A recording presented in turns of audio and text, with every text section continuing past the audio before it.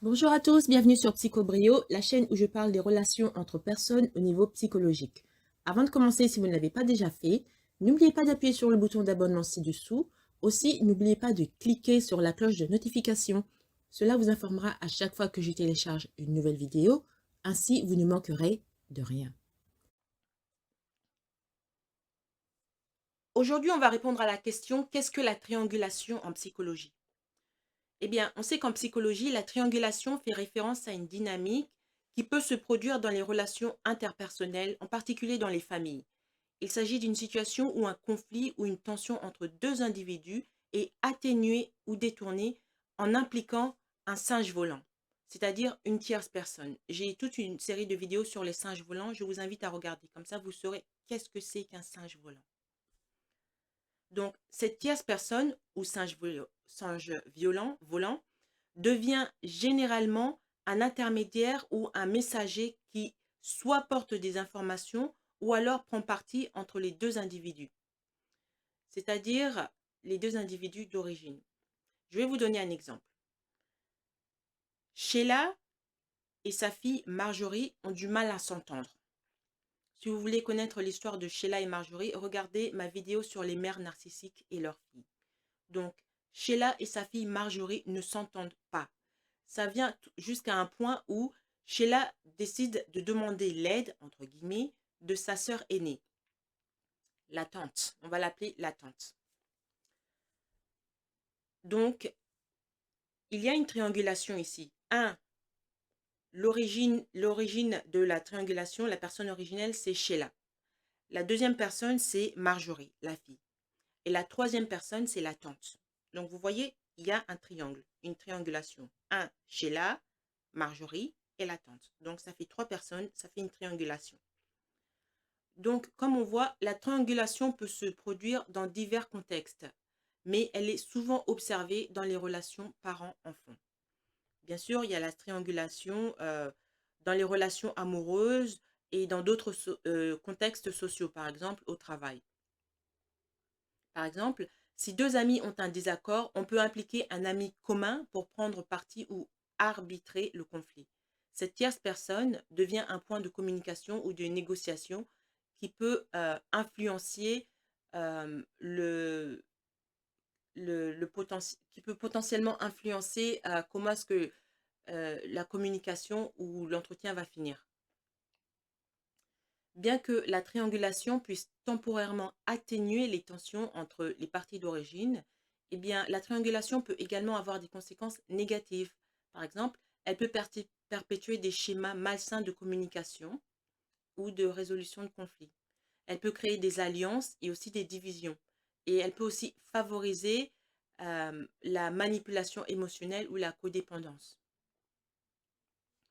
Dans certains cas, la triangulation peut être une forme d'abus émotionnel ou de manipulation, en particulier lorsqu'une personne utilise constamment une autre personne pour contrôler ou manipuler les autres. Dans le cas de Sheila avec sa fille Marjorie, elle utilise la tante. Pourquoi? Parce qu'elle sait que la tante est plus enclin à être de son côté. C'est assez rare que les gens utilisent quelqu'un qui est vraiment neutre. Généralement, ils vont utiliser une autre personne qui, même si l'autre personne ne le déclare pas ouvertement, mais à cause du statut social ou d'autres rapproches, d'autres rapports d'intérêt, cette personne va être plus enclin. Dans le cas, c'est la tante, c'est sa sœur. Donc, ils ont déjà ce lien sanguin. Et en plus, c'est une femme. C'est une femme qui aussi a des enfants. C'est une femme qui aussi est entrée en conflit avec ses enfants. Donc, Sheila et la tante ont ce lien en commun. Donc, la tante est plus enclin à être du côté de Sheila.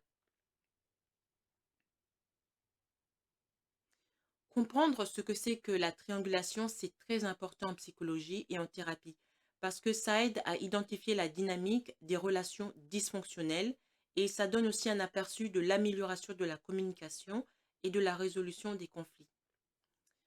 Donc maintenant, on va voir en psychologie quel est l'impact de la triangulation dans la famille.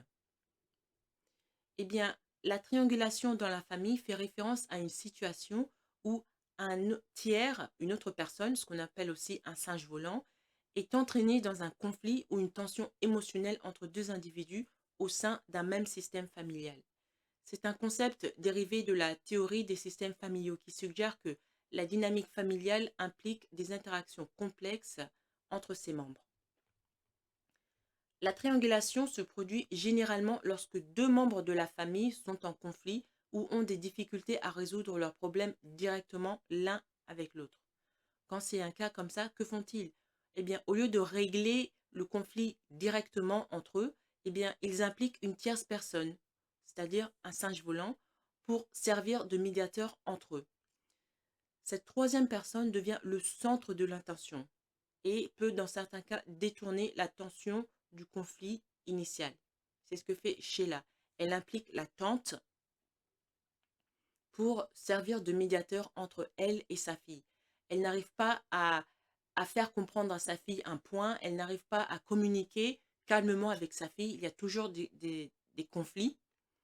Donc, elle se dit, bon, une autre personne va peut-être réussir à mieux faire passer le message, ou une autre personne va réussir à amener la paix dans la maison, ou une autre personne va réussir à faire ça, à achever quelque chose que moi, je n'arrive pas. Donc, on va utiliser l'intermédiaire d'une autre personne. Et c'est ça qui crée la triangulation.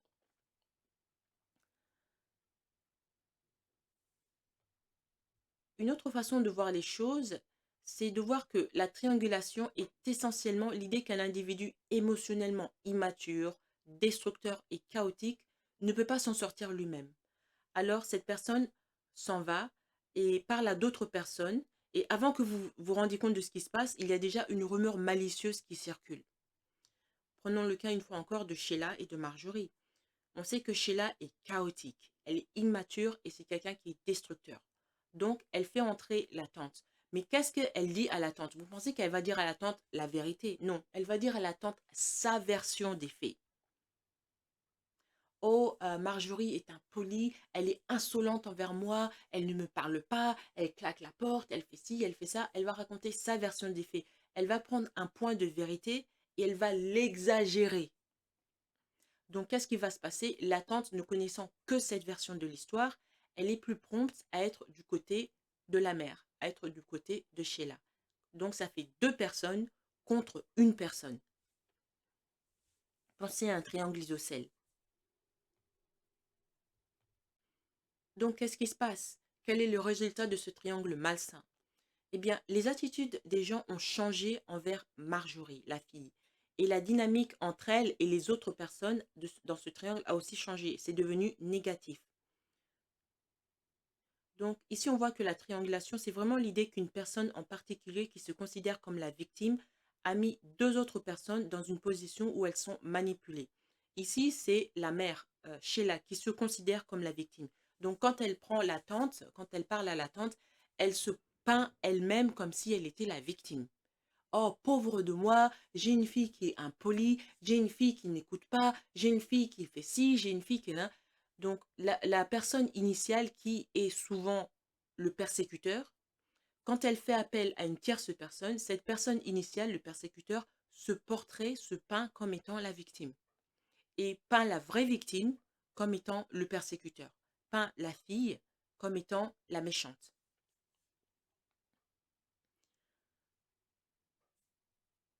Donc, dans ce genre d'atmosphère, il y a beaucoup d'émotions négatives ainsi que des abus.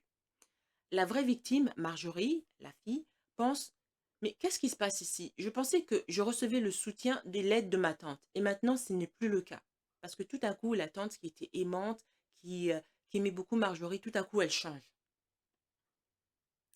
Donc, lorsque cela se produit, eh bien, la fausse victime, Sheila, elle sort du duo initial et attire une autre personne, la tante. Maintenant, vous avez trois personnes impliquées au lieu de deux.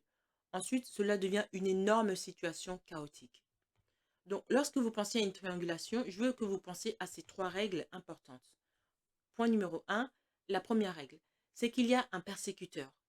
Ce persécuteur est souvent celui qui commence tout le désordre. Dans l'exemple que j'ai utilisé, le persécuteur initial, c'est Sheila, la mère. Le point numéro 2, c'est la deuxième règle, il y a une victime. Et c'est la victime du persécuteur. C'est la victime que le persécuteur pointe du doigt et essaie de la faire passer pour une folle ou une méchante. Bon, Ici, je parle de femmes, mais ça peut aussi être des hommes, hein. Mais dans mon exemple, la victime, c'est la fille, c'est Marjorie.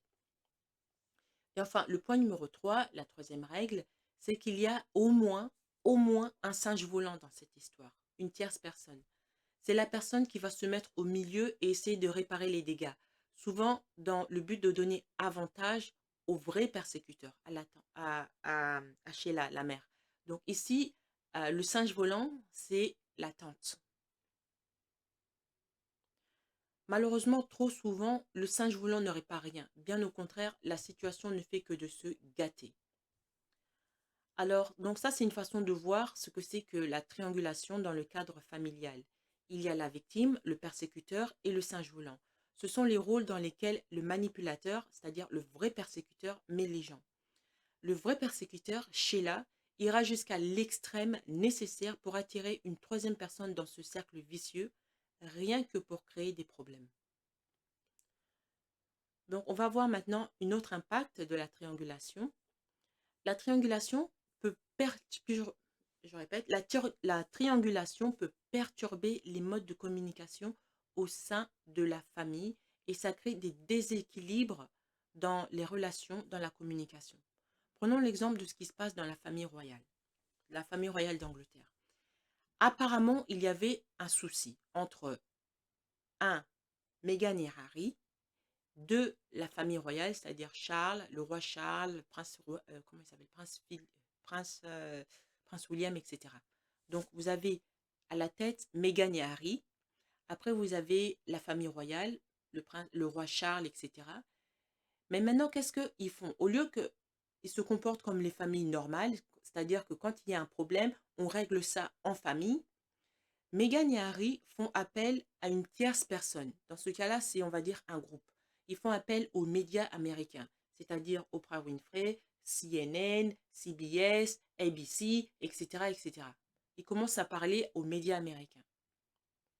Est-ce que vous pensez que dans un tel contexte, si vous faites venir un troisième groupe, en particulier les médias, qui se font de l'argent en créant encore plus de drama, est-ce que vous pensez qu'ils vont apporter la paix?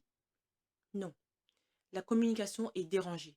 La communication est déséquilibrée et il n'y aura, tant que ça continuera dans cette dynamique, il n'y aura pas de paix.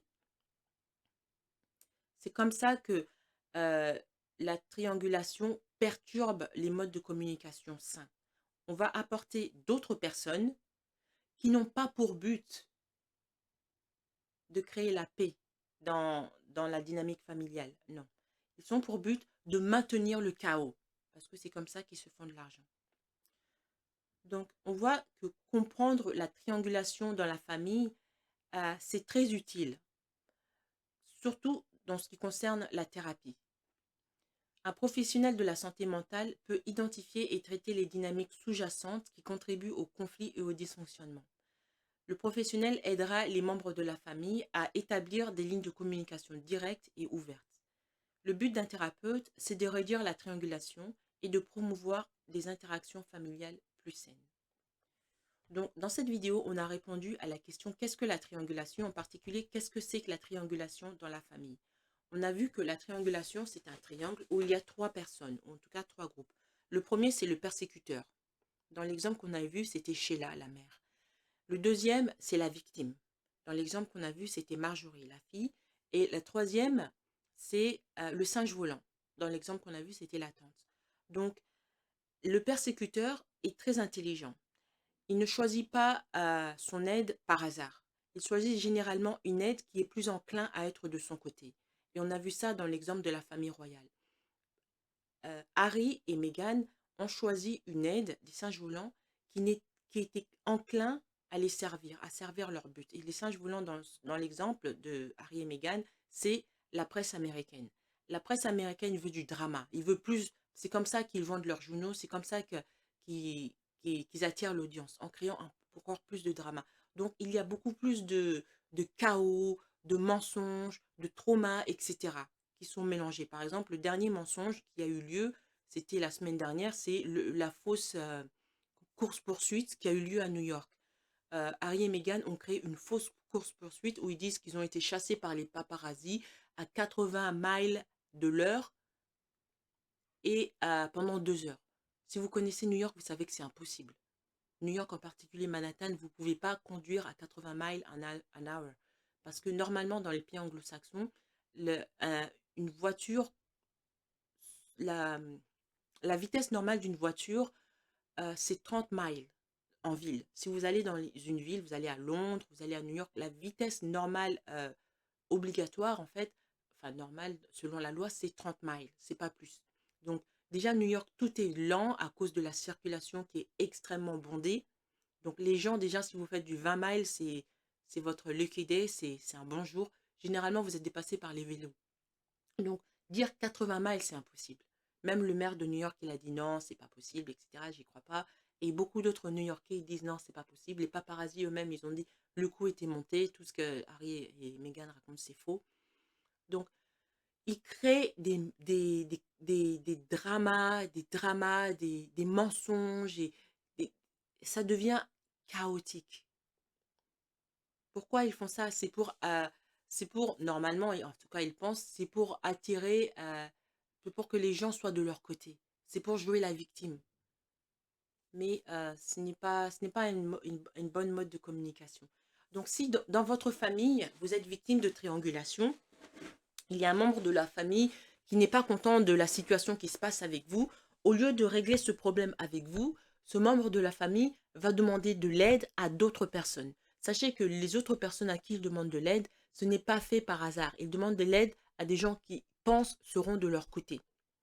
Donc, j'ai beaucoup de vidéos qui traitent sur les dynamiques des familles dysfonctionnelles. Je vous invite à regarder. Par exemple, il y en a une, c'est que faire si j'ai des parents malsains ou un truc comme ça. Donc, vous pouvez regarder. Et aussi, j'invite aussi à prendre contact avec des thérapeutes parce qu'un thérapeute peut vous aider à trouver une solution saine qui va vous aider à garder votre acuité mentale aussi, à ne pas perdre les pédales, ne pas lâcher un câble comme ça. Voilà. Donc, on a vu ce que c'est que la triangulation dans le cadre de la famille. C'est quelque chose qui est très malsain. Les gens qui se livrent à ce genre de tactique, quelqu'un qui se livre dans ce genre de tactique, c'est quelqu'un qui vous aime pas. C'est pas un ami. C'est vous devez y réfléchir à deux fois si vous voulez rester en contact avec ce genre de personne. Voilà. Merci d'avoir regardé cette vidéo. Je vous invite à vous abonner et aussi à cliquer sur la cloche de notification. Merci et à bientôt.